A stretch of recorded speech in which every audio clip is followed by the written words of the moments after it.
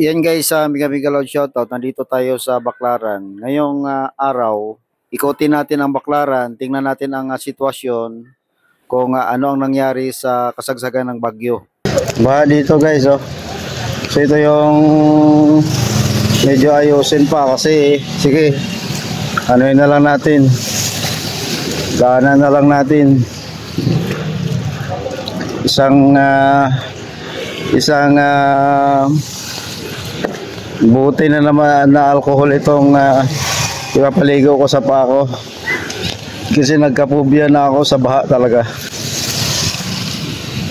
Yan, may mga sarado no? Kasi nga maulan. So maulan. Ito yung sitwasyon. Bagong ayos yung daan dito. No, pero ang baha diyan pa rin. No. Ito talagang sakit sa lugar na ito. Yan. Dito banda sa ilalim ng LRT 1.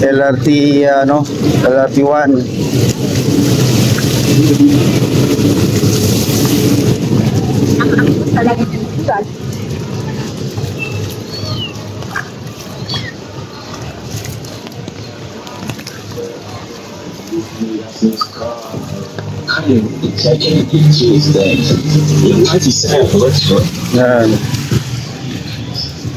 Pero ang daan niya ay bagong construct, no? Ang semento. Yun nga lang, yung drainage talagang puno na ng burak yan. Kung hindi burak, basura. Kaya yan ang nangyari. Mga intrite.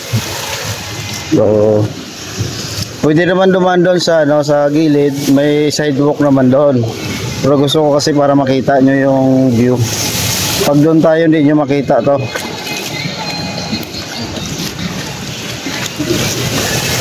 Yung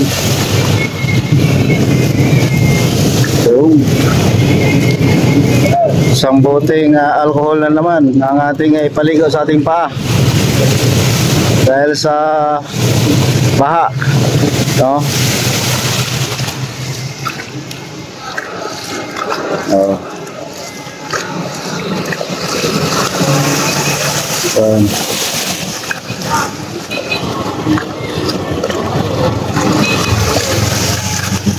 So ito nga sitwasyon dito sa Baclaran guys,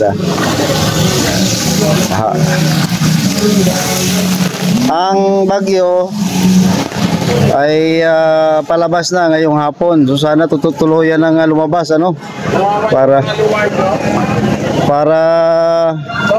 matigil na tong pagbaha at pagulan. Kawawa, grabe, kahit nasa Negros, grabe rin ang baha doon guys. Kaya nandito na tayo sa may LRT Baclaran Station, sa ilalim. So yan ang sitwasyon dito. Ate 50 na lang libre na palagay tambay.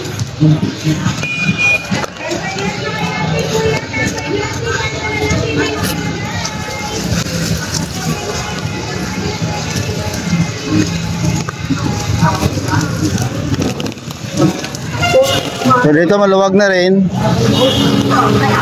Makakaikot na nga yung Baclaran Blumentritt na jeep dito. Dati hindi makakaikot yan. Sobrang sikip dito. So ngayon nakakaikot na. May konting traffic lang.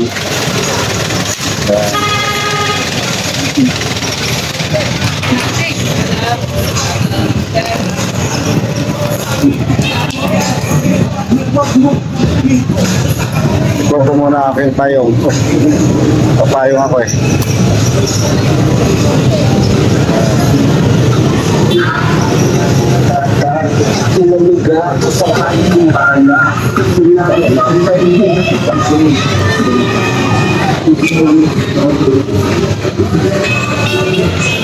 Papunta tayo sa sa Pasay Rotunda.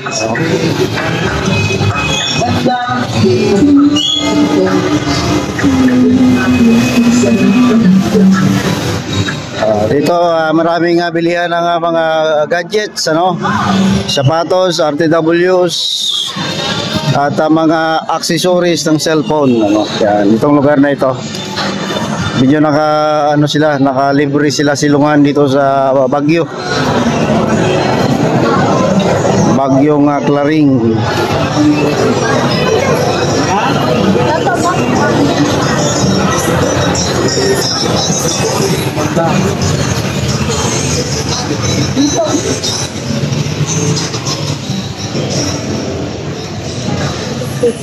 Yan, papunta na tayo doon sa Pasay Rotonda Station.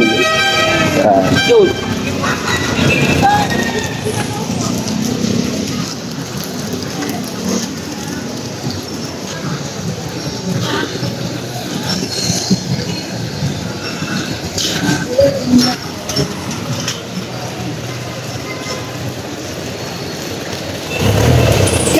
Yan, mamaya dyan din ako sasakay sa jeep na yan. No, pagkatapos ko mag-ikot, dyan ako sasakay din.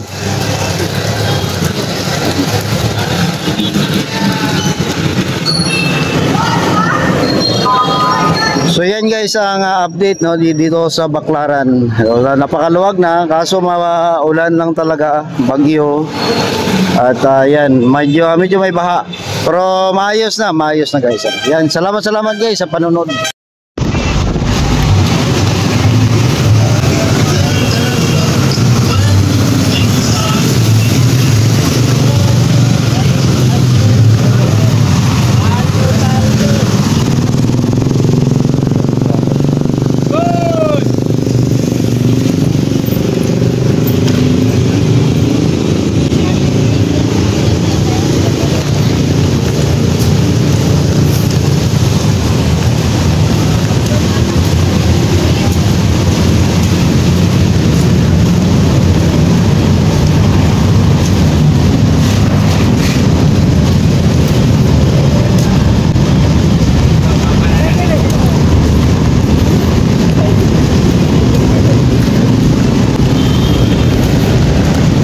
Grabe, ang linis na rin dito guys, oh.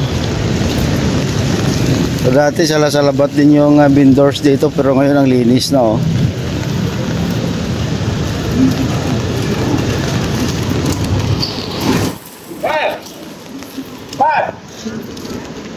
Ay, grabe, wala na yung mga vendors sa gitna. So dito tayo sa may Baclaran, sa may Redemptionist Street, sa ilalim lang ng LRT Cavite Extension. Linis na, oh.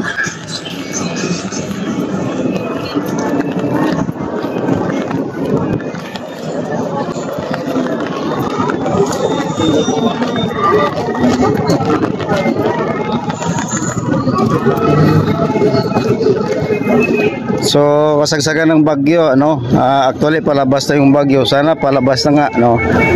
At ito yung sitwasyon dito sa Baclaran. Ang linis na rin, ano. Nakakapasok na yung jeep, oh.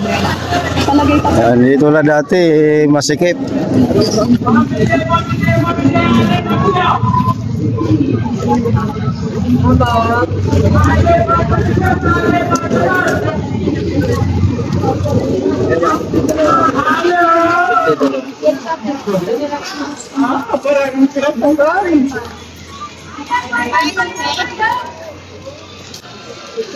Siya na ang simbahan ng Katoliko dito, Baclaran Church. So dito tayo papunta, ikot tayo doon sa ilalim ng LRT.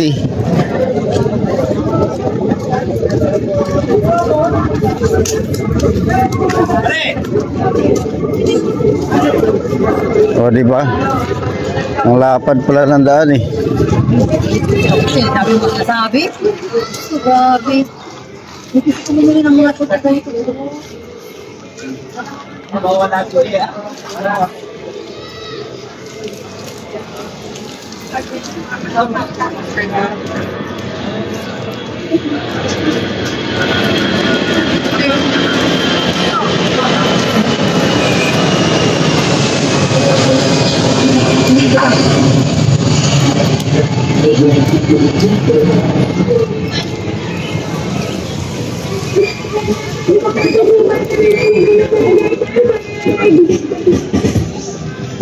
Tempered glass na yati, kuya. Tempered glass, 50 na lang. Libre na palagay.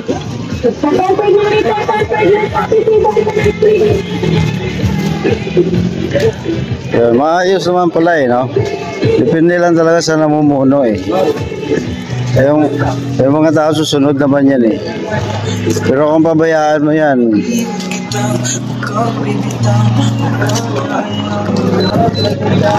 ang lapad.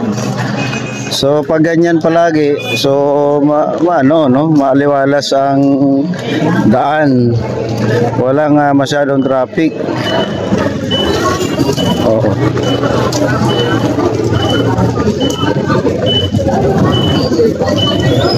T-shirt 100 overrun, T-shirt 100 overrun, T-shirt 100 overrun, T-shirt 100 overrun, T-shirt 100. Ito tayo, may bago na pala dito.